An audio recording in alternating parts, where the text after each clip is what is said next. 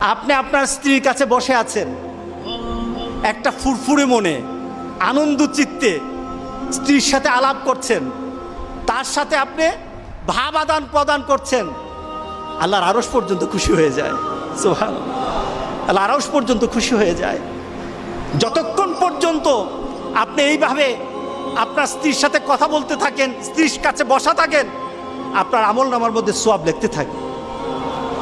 রাসূল পাক সাল্লাল্লাহু আলাইহি সাল্লাম এই কথা বলার পর এক সাহাবী বললেন, ইয়া রাসূলুল্লাহ, স্ত্রীর সাথে একসাথে শুবো, একসাথে ঘুমাবো, একসাথে খাবো, একসাথে তাকে আদর করব, এটা কি সওয়াবের কাজ হতে পারে?